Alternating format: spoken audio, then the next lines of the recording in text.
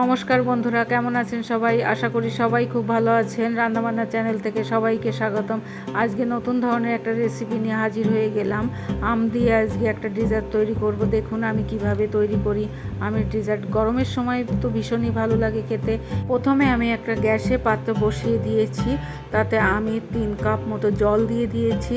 জলটা একটু ফুটে উঠলে আমি দিয়ে দেবো 1 কাপ মতো সাবুদানা। সাবুদানাটা আমি ট্রান্সপারেন্ট হওয়া পর্যন্ত রান্না করে নেব।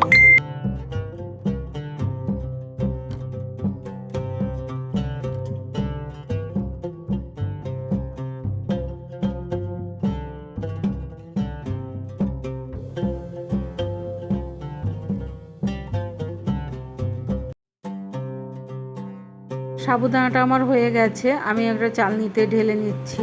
এরপর একটু ঠান্ডা জল দিয়ে দেব। ঠান্ডা জলটা আমি দিয়ে দেব তার কারণ সাবুদানাটা বেশি কুক না হয়ে যায়, সেই জন্য।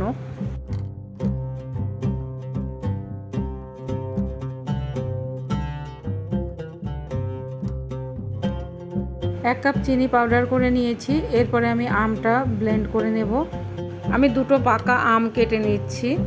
এরপরে আমি আমগুলো ব্লেন্ডারে দিয়ে ব্লেন্ড করে নেব।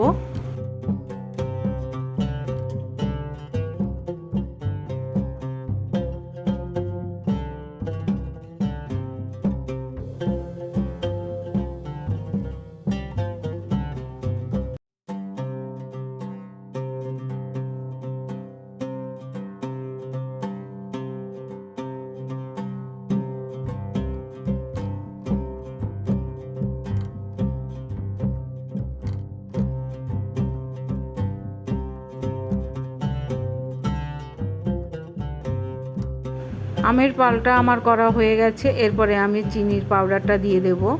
চিনির পাউডারটা আমের মধ্যে ভালো করে মিশিয়ে নেব। এইভাবে ব্লেন্ড করে নেব একটু, দেখুন।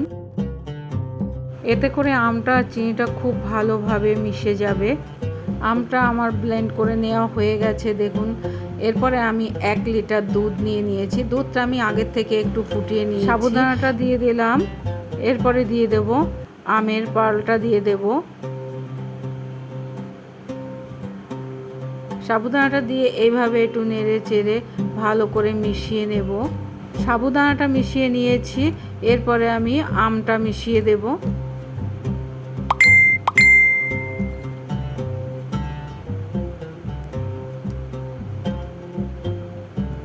একদমই সিম্পলভাবে আমি করেছি। আপনারা অবশ্যই একবার ট্রাই করে দেখবেন, খুবই ভালো হয় খেতে। আশা করি আপনাদের কাছে এই সাবুদানা আর দুধ আর আমের ডেজার্টটা ভীষণই ভালো লেগেছে। আপনাদের কাছে কেমন লেগেছে অবশ্যই কমেন্টের মাধ্যমে জানাবেন। দেখুন কি সুন্দর হয়েছে, দেখতেও যেমন হয়েছে খেতেও ভীষণ ভালো হয়েছে।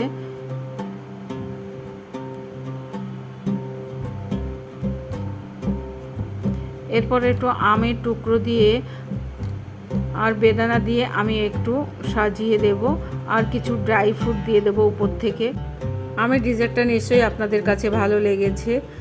আমের ডেজার্টটা যদি আপনাদের কাছে ভালো লেগে থাকে তাহলে আমার সাথে থাকার অনুরোধ রইল। ভালো থাকবেন, সুস্থ থাকবেন। ধন্যবাদ।